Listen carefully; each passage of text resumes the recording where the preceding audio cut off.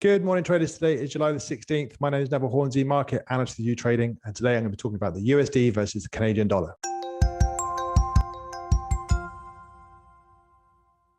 All right, starting with the YouTrading.com website, we're looking at the Forex heat map, and you can see that the New Zealand dollar is actually bullish against all of the other currency pairs, and the Japanese yen itself is bearish against all of them. And that's because of late, we've had the reserve banks around the world come out with monetary policy statements, and the New Zealand Reserve Bank is going to curtail asset purchases, which is hawkish, and they're also expected to raise their rates. The Japanese yen is suffering because the Bank of Japan is going to keep monetary policy very loose because they're worried about GDP growth, and obviously the coronavirus is affecting Japan.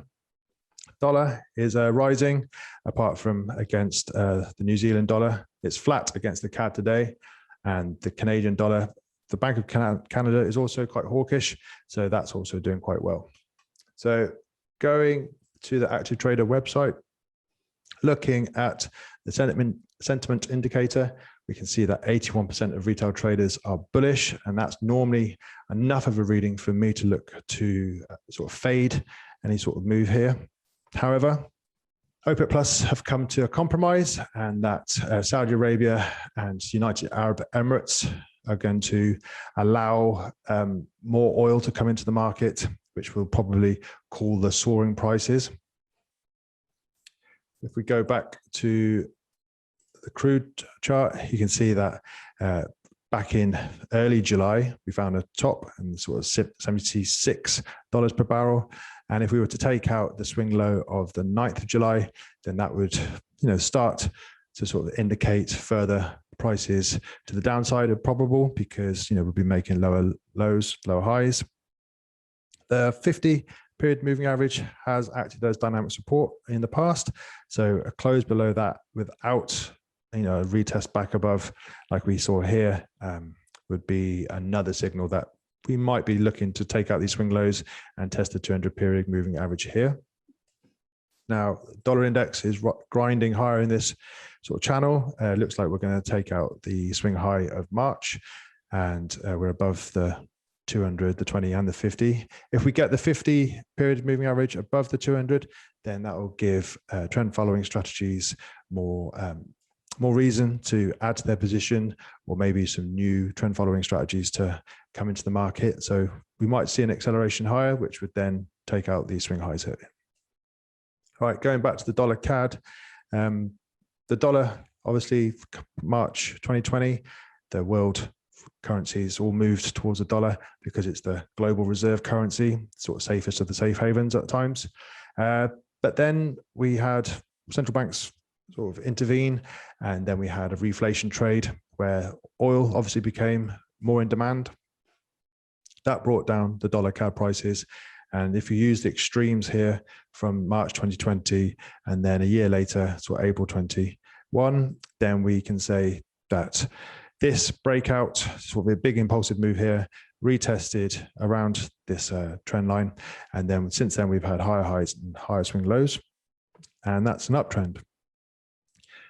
The 20 and the 50 period moving averages acted as support, and now we're looking to see if we can get above and sort of stay above the 200 period moving average.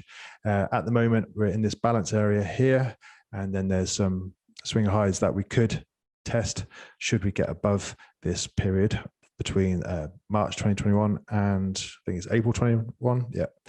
So looking to take out yesterday's high as first sort of, target, and then looking to take out the April high before, this trend continues.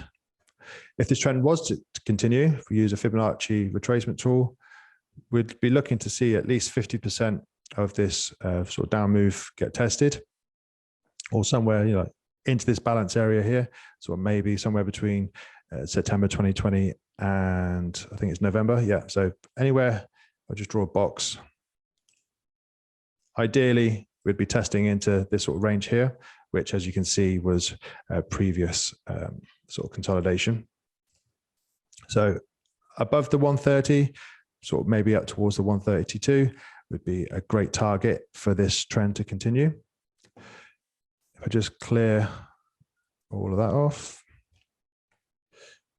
If we zoom in a little bit, and then we take a Fibonacci extension tool, if we go from the lows to the impulsive high, and then that pullback, as I said, it was like a breakout retest and the continuation.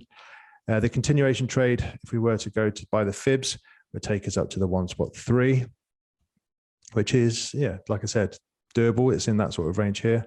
But also, if I take a rectangle tool here and just stretch that across,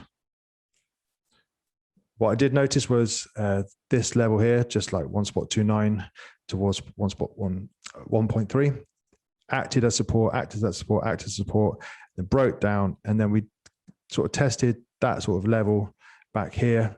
But yeah, it'd be interesting to see if we at least test the 1.297 and before making higher. If we can get above this level, you know, if we can get above what was all support, then resistance, if we can get above there, then maybe that's how we sort of break out again, wait for the retest before the continuation, and then you can see the targets here on the fib extension. So that's kind of where I'm thinking this roadmap goes. Obviously, I'd prefer it if the retail traders were going the opposite way, but for now, I'm just going to go with the trend, and yeah, maybe they got it right this time. So I'm going to just clear this all off. So if we're looking for longs, then I'm going to go down to an hourly, and then we can say we're looking for a pullback and then a continuation. So the idea is to make sure that the 20, the 50, and the 200 period moving average are all stacked bullishly.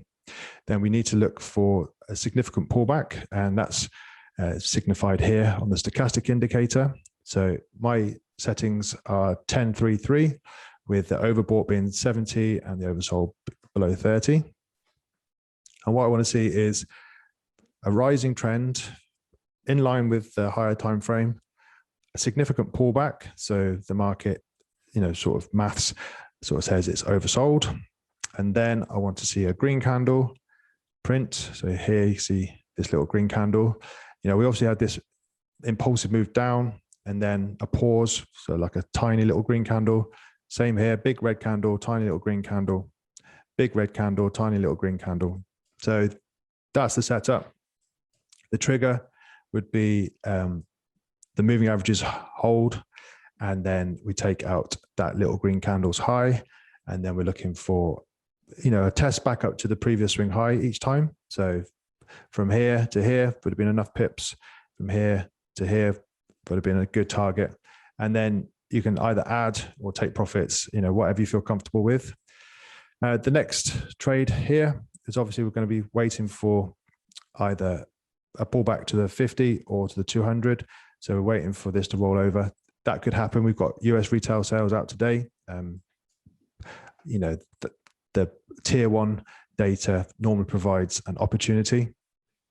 I don't particularly like taking breakout trades. So, you know, this trade here, you would have seen if we're taking out the high on this green candle, then it was like a fake look above and close below. I'd much rather wait for a pullback within an uptrend and then see if we can get a continuation higher. So that's the strategy for today. Obviously, if we don't get another entry today, this daily trend looks like it's set to continue for a while, especially while we're above the 200 period moving average. Obviously, if we take out yesterday's low, I'm not interested until we get back above the 200 period moving average. It could be next week. Hopefully it's not. But yeah, I'm wrong. If we take out any lows, I want to see this uptrend continue. I want to see new high highs for the day, and I don't want to see new low lows. All right. If you made money this week, try and hold on to it. Come back next week all happy, and I'll speak to you then. All right, take care.